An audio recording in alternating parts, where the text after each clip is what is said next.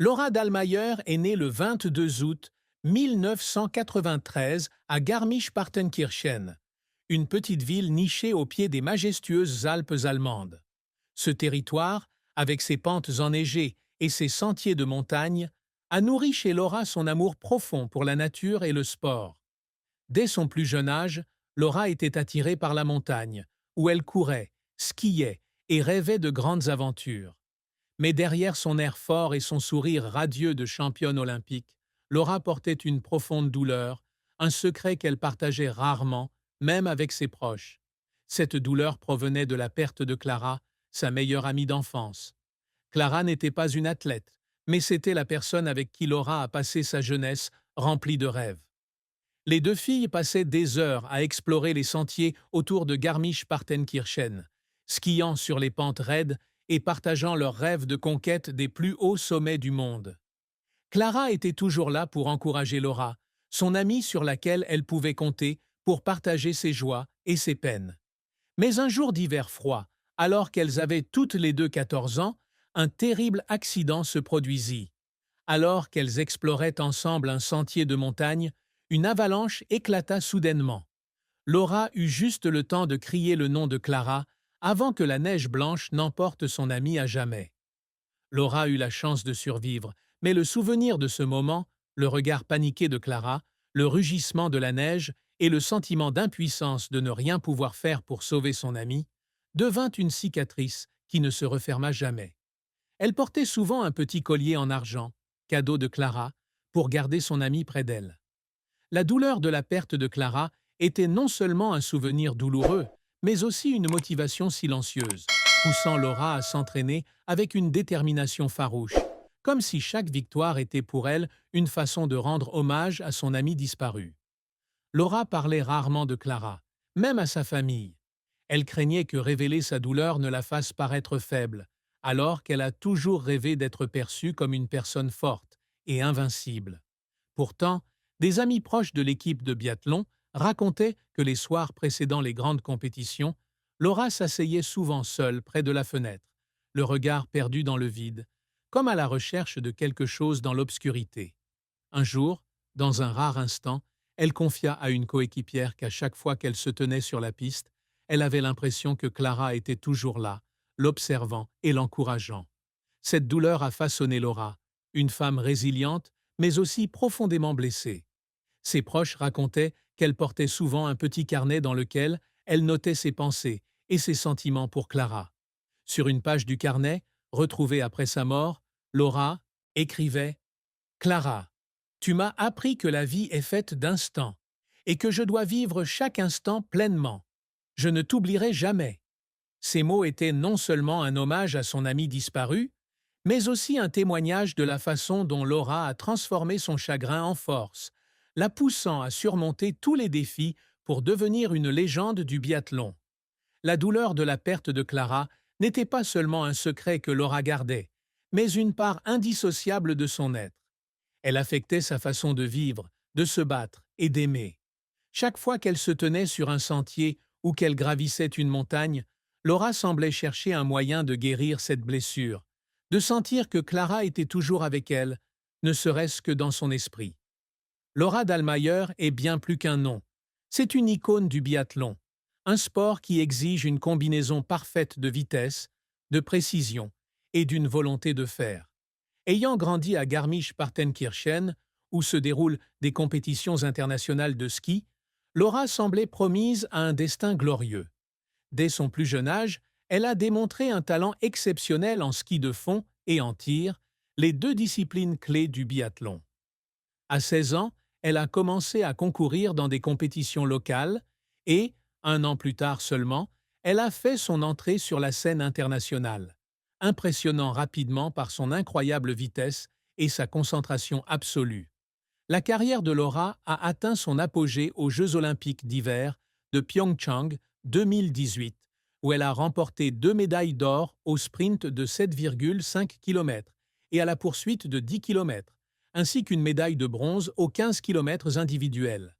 Ces instants de gloire, avec sa chevelure blonde et son regard flamboyant, sont devenus un symbole de résilience et de talent.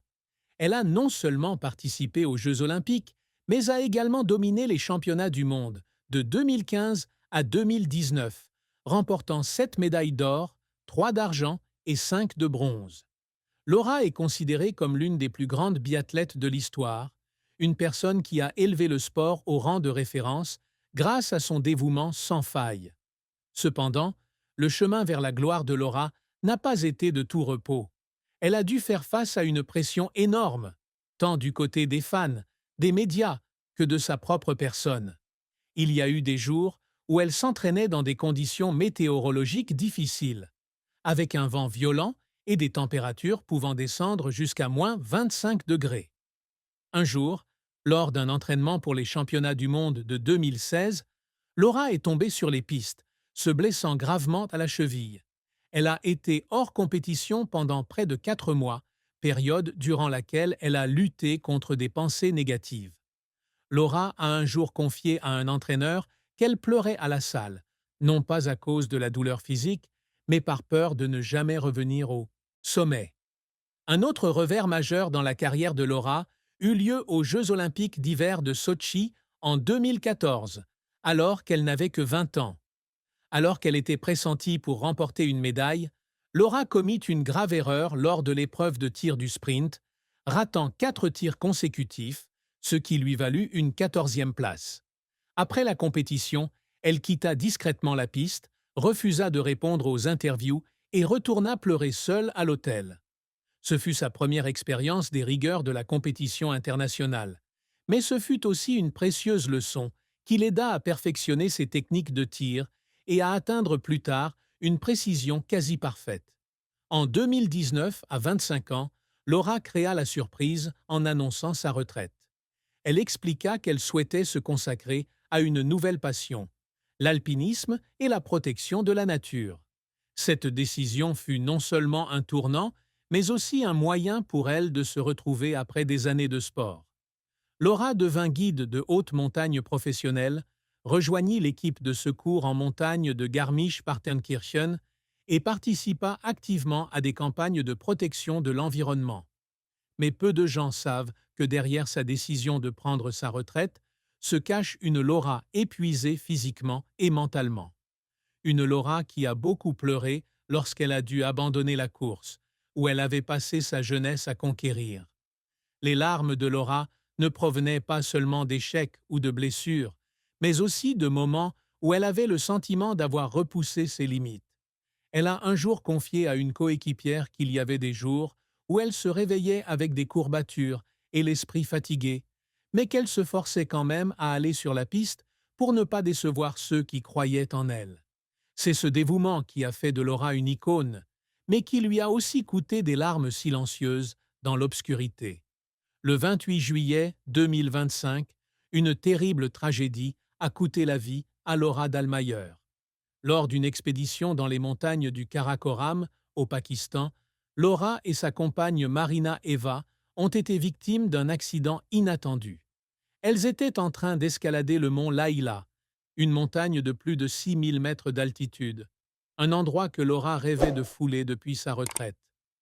Forte de son expérience de guide de montagne et d'une grande passion pour la nature, Laura s'était préparée minutieusement, avait vérifié tout son équipement et avait planifié son ascension avec soin.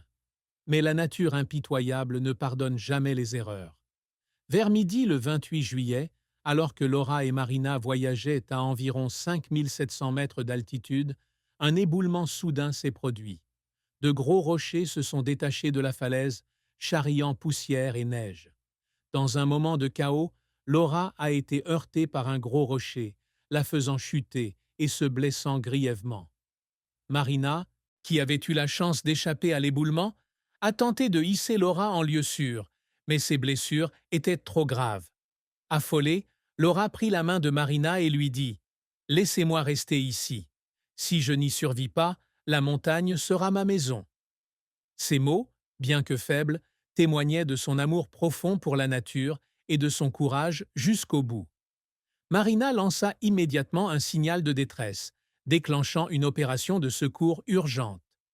Mais le relief accidenté du Karakoram, avec ses falaises abruptes et la rudesse de la mousson, rendit tous les efforts vains.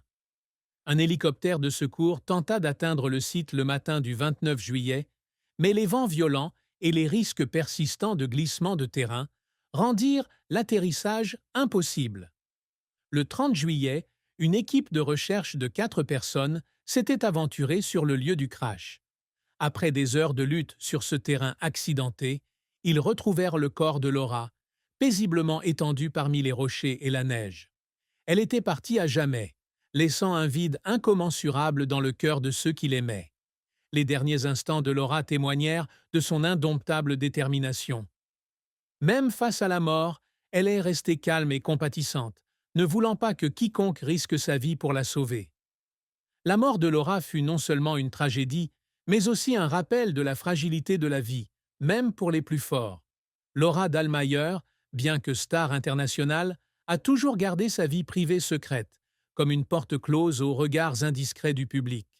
Elle n'a jamais été mariée, mais ces dernières années, des rumeurs d'idylle ont commencé à circuler, suscitant la curiosité et l'enthousiasme de ses fans. Des proches de Laura ont révélé sa rencontre avec Jonas Keller, un alpiniste allemand, lors d'une expédition dans les Alpes en 2021. Jonas, homme calme mais passionné de montagne, semble avoir touché le cœur de Laura par leur profonde compréhension et leur amour commun de l'aventure. La relation de Laura et Jonas n'a jamais été rendue publique, mais ses amis proches ont déclaré que Laura s'illuminait souvent dès qu'on mentionnait Jonas. Elle a un jour confié à Marina Eva que Jonas était la personne qui lui permettait de ralentir le rythme et de savourer des moments de paix entre deux excursions risquées. La rumeur raconte qu'au début de l'année 2025, Laura et Jonas se sont fiancés en secret lors d'une petite cérémonie rien que pour eux, au sommet d'une montagne de leur ville natale de Garmisch-Partenkirchen. Ils avaient prévu un mariage simple, en pleine nature, où ils se sentiraient le plus libres et heureux possible. Cependant, la vie amoureuse de Laura n'a pas toujours été de tout repos. Passionnée, Laura a toujours lutté contre la peur que s'attacher à quelqu'un lui fasse perdre la liberté qu'elle chérissait. Elle a un jour confié à une amie qu'elle aimait profondément Jonas, mais qu'elle se demandait parfois comment concilier amour et ascension difficile. Jonas, avec patience et compréhension, a toujours respecté la passion de Laura, mais ce conflit intérieur l'a poussé à garder une certaine distance dans leur relation. Laura a écrit un jour dans son journal, retrouvé après sa mort, « Jonas a été la lumière dans mes jours sombres. Il m'a donné envie de croire en un foyer, mais je crains que mon cœur ne soit davantage tourné vers la montagne. » Ces lignes n'étaient pas seulement une déclaration d'amour, mais aussi un témoignage de la complexité de l'âme de Laura, une personne qui aspirait toujours à la liberté, mais qui, secrètement, aspirait à un endroit où retourner. Les rumeurs de son prochain mariage avec Jonas ont attisé la curiosité des fans, mais ont aussi rendu sa mort d'autant plus déchirante, car son rêve d'un foyer est resté inachevé. La face cachée de l'amour de Laura réside dans son combat intérieur. Elle craignait que le mariage ne la force à renoncer aux voyages aventureux, ces moments où elle se sentait véritablement vivante. En même temps, elle craignait de ne pas pouvoir apporter le bonheur complet à Jonas, son cœur étant toujours partagé entre amour et passion. C'est cette contradiction qui fait de Laura une personne forte et fragile, toujours en quête d'équilibre entre le cœur et l'esprit. Elle confia un jour à Marina Eva que Jonas était la seule personne qui lui avait donné envie de fonder une famille, mais qu'elle était toujours hantée par l'idée de pouvoir partir à tout moment pour une expédition d'alpinisme. « Je voulais tout lui donner, mais j'avais peur de ne pouvoir lui donner que des morceaux de mon cœur, » dit-elle. Ces mots devinrent alors une triste prophétie, car Laura partit pour toujours, laissant Jonas et ses rêves d'avenir ensemble inassouvis. Laura révéla également à un ami proche qu'elle et Jonas avaient prévu un voyage après leur mariage, où ils graviraient ensemble une montagne dans l'Himalaya. C'était un rêve que Laura chérissait, non seulement pour assouvir sa passion, mais aussi pour partager cette joie avec l'être qu'elle aimait. Mais ce rêve resta à jamais inassouvi lorsque Laura partit avant d'avoir pu tenir sa promesse envers Jonas. Bien que Laura ne se soit jamais mariée, les rumeurs de ses fiançailles imminentes avec Jonas Keller, ont transformé sa mort en une tragédie lancinante. Dans les derniers mois de sa vie, Laura semblait avoir commencé à réfléchir plus sérieusement à l'avenir, à se poser avec l'homme qu'elle aimait. « J'ai vécu pour les montagnes, pour les sentiers et les sommets », écrit-elle dans son journal, retrouvée par sa famille après sa mort.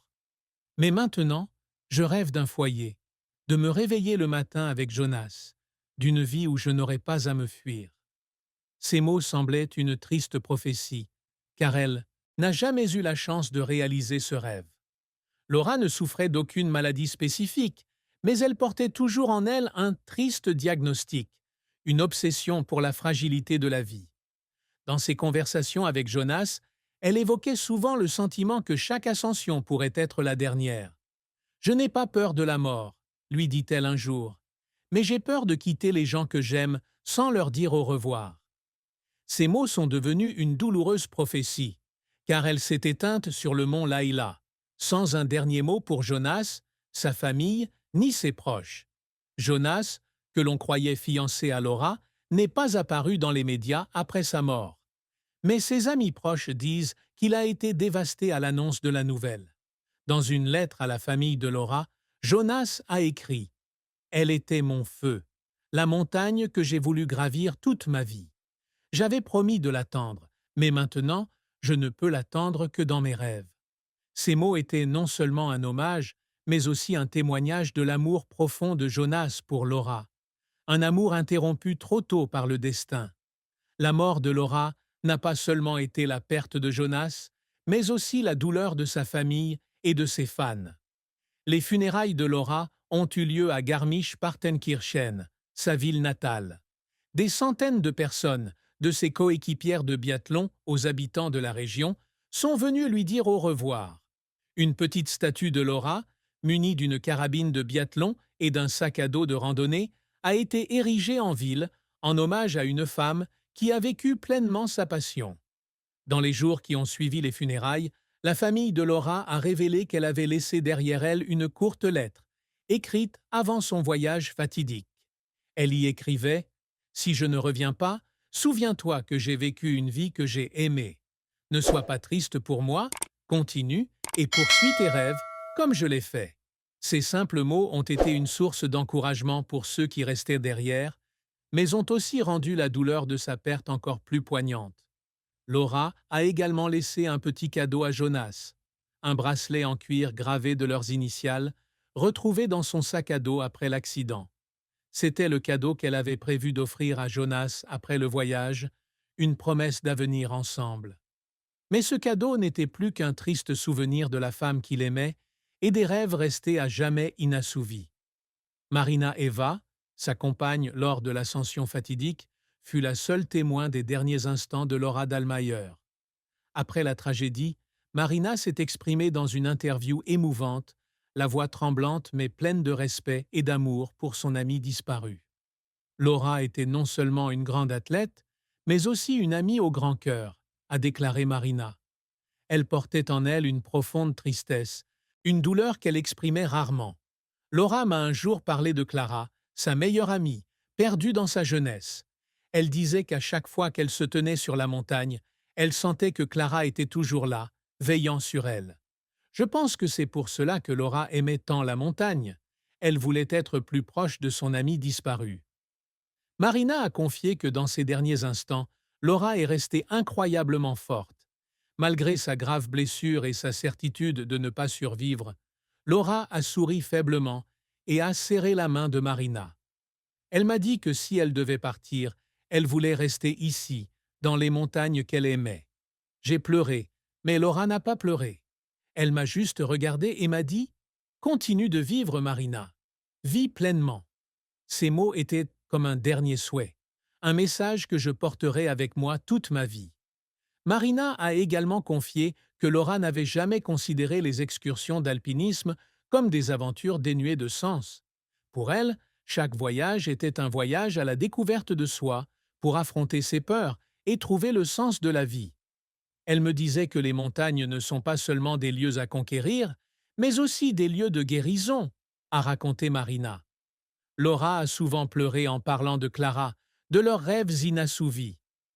Mais elle a toujours trouvé le moyen de transformer sa douleur en force. Je pense que c'est ce qui fait de Laura ce qu'elle est, quelqu'un qui ne se laisse jamais abattre par la douleur. Marina a conclu l'entretien par une promesse.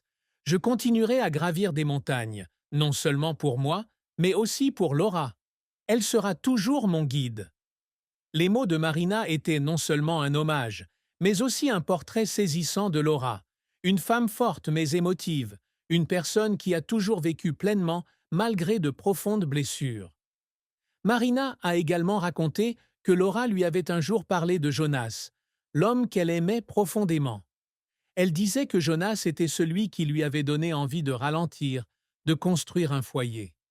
Mais elle avait aussi peur de ne pas pouvoir lui apporter le bonheur complet, car son cœur était toujours partagé avec les montagnes. Je pense que c'est pourquoi Laura vivait toujours dans l'urgence, comme si elle savait que son temps était compté. Les mots de Marina ont non seulement mis en lumière l'amour de Laura, mais ont aussi attristé encore plus l'auditeur face à son sort, face à son sort, face à son sort.